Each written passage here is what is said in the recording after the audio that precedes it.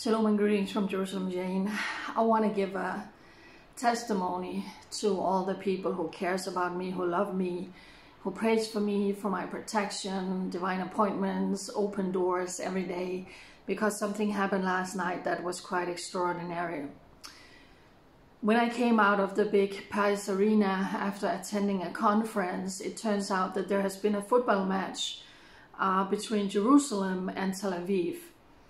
And 30,000 people are literally flocking out to the streets.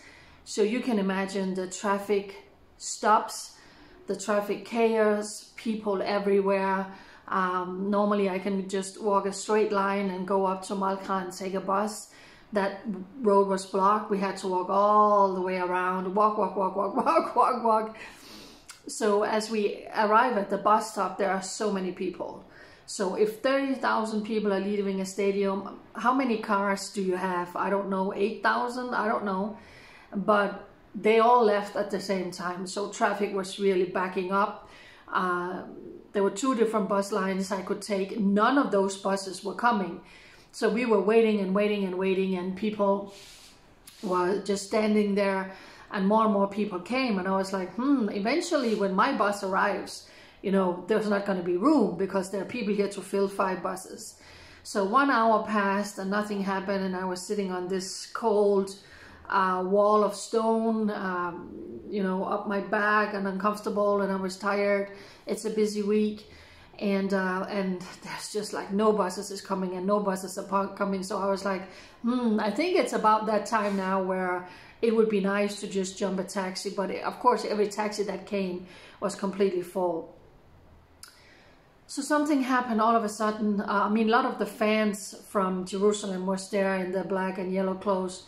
So all of a sudden I can see a lot of people are moving to the left. And I was like, what's happening down there? But I was like, hey, that's good. So at least not so many people are getting on the bus. But then all of a sudden that huge group of people are coming back. And I can see that their focus is on one person. And that was a person wearing red and white. So that was a fan from the team from Tel Aviv. So there was a lot of focus on him, and the situation got more and more tense. I didn't see he was saying anything, so he kind of walked in front of the bus and just gently walked away. But people ran after him, and the whole atmosphere was just not nice and tense. And I could see more people started moving. So I was like, I really want to get out of here now. So I see a taxi approaching. So I go over and I call out to the taxi driver, and Lord behold, the taxi is empty. What are the chances? So I said, hey, can you take me downtown? And he was like, sure, where do you go? So I gave him the name of my street, and he says, sure, come in, but we'll try and fill up the taxi. And I said, that's fine. So I go in and sit down, and he says 150 shekels, which is nearly 3 times as normal as a normal ride, but this was not a normal circumstances. So I said, nah, but I'll pay you 100. And he's like, that's okay, but let's try and get more people. All of a sudden, the police on horses are coming, rushing behind our taxi, past us, down, and I see more police are coming, and the whole situation is going on, and I can't really see what's happening except there's a lot of commotion. So we pass all of that, and he stops a couple of times to ask more people if they want to get the ride, but they say no. And then I was tired, my back was aching, so I said, you know what, now I'm willing. I will pay you 150 shekel. Can we just go home? Can you just take me home? I want to go home, I'm tired. And he was like, yeah, you know what, I want to get out of all of this too. So let's just go home. So he puts my address on the Waze, and now he knows how direction to take. So we go down and we turn around and we go back in the other direction, and now we are close to Teddy Stadium and close to the parking area, where the buses for the teams are going down. There's so much police. There are so many people. There's commotion, and there's a guy trying to really hail down our cab. So he's asking me, and he's saying, can I ask and see if it's someone who's going in our direction? And I said, sure. So I don't speak Hebrew, but I understood it was 3 people and where they were going to go. So he actually, again, the taxi driver, he's very nice, and he says, is it okay with you to take these people?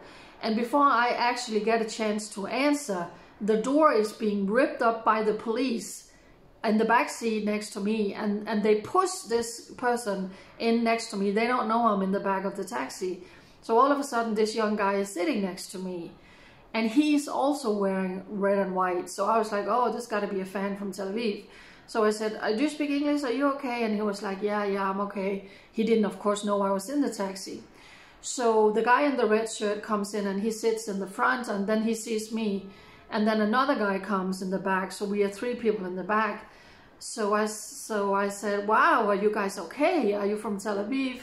So the other guy was saying, well, this guy here, the one sitting next to me, he's a player. He's a player from the team from Tel Aviv, and he scored a goal tonight. So they were chasing him.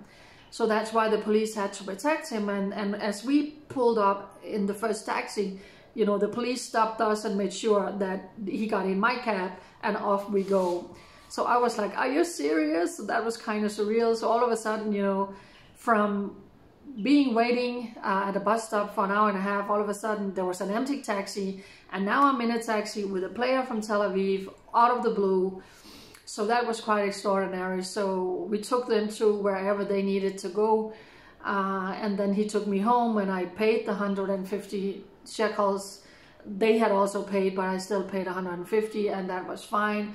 I was tired, and I was like, my gosh, you know, I don't even think the buses would have arrived yet. So why am I saying all of this? I'm just saying this to say thank you for your prayers for me. I don't believe that taxi just coming by there was a coincidence. I mean, I don't even know. I could have waited 1 more hour and there would still be no bus. And eventually when the bus come, you know, where was I going to be? There was no room. So again, thank you for your love, your concerns, and your prayers for me. If the taxi driver is watching this, you were really nice. I really appreciate your kindness and taking me all the way home.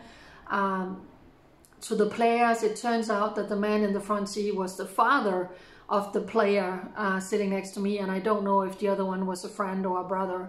But that was just quite extraordinary. So I actually, at one point, I told the taxi driver, I said, look what happened, this was interesting. And he was like, yeah, you never know what's happening in Israel. So thank you for your love, for your concern, and your prayers for me. Also, would you please continue to pray for me? You know, I have to move November 30.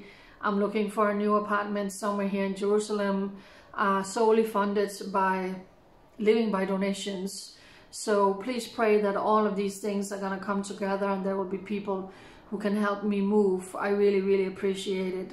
So yeah, you never know what's going to happen here in Israel, but it's God's holy land. And if and when I'm sitting down writing a book, I think this story of what happened in that taxi last night, it will make it into my book. Chag Sameach, Happy Sukkot. Bye.